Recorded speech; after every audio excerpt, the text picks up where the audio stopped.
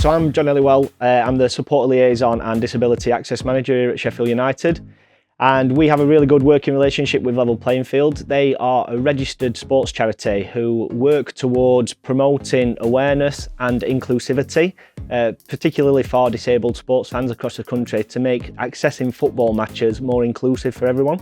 As a football club, we're constantly striving to be better and to make Bramall Lane more accessible for all supporters.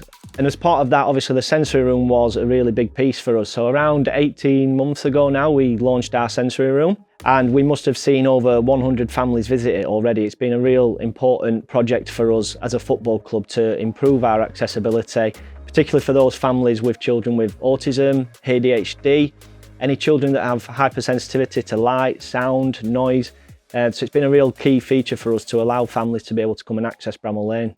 It's just such a big safety net, isn't it, for them to have that enjoyment like every other child or adult experiences. We wouldn't have had this as a family, this pleasure, without that sensory room. Yeah.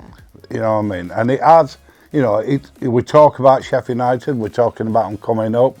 They're really interested in it. You know, they have got a favourite player. They call him Sandy Burger, but, you know, it's not called that. But, you know, and they wouldn't have had this pleasure. And it's another pleasure in the, you know, in the complicated life, really. And it's fantastic. They started talking a lot more about it now, aren't they? Yeah. So, yeah. We also have a number of different pieces of equipment in there. We have sensory panels, we have a little light corner as well, which has some mirrors and a nice little light piece, because that's really important for them to be able to see. And it's just that stimulation as well that they get. We then also, obviously, it's fully pitch facing, so they can see the pitch from inside as well.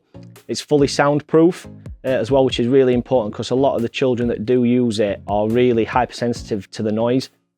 And then other than that, we've just got some little board games and stuff like that, but we don't want to put too much equipment in there because obviously the main aim of the sensory room is to kind of try and come to a stadium and kind of learn to watch the game, but also watching the game in the stands.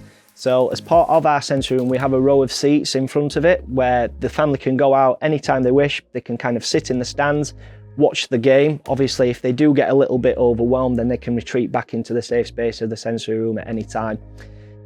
You know, it's a minefield. You know what I mean? It's like I could take someone out into a crowd and somebody outside her could get a bag of crisps out. That will send her on overload straight away. Anybody eating crisps or rattling something outside her, you know, that's it. So in that sensory room, she's guarded. That glass is actually, in their eyes, a barrier.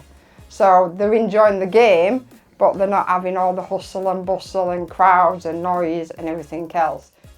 Yeah, so Kevin and his family, they've been coming to our sensory room now for about, well, a good season and a half. I think actually they were one of the first families that came in to use our sensory room. And they have 3 children who have all got autism and ADHD. And it's been a real kind of benefit to them as a family to be able to obviously have a day out, to come to a football match and kind of watch a game in an inclusive and accessible environment. It's a great day out. It's absolutely a pleasure to come. It's given us the opportunity to enjoy it as a family. Yeah. Just from speaking to them themselves, you can really see the benefit that it's had to them as a family and what it means to them.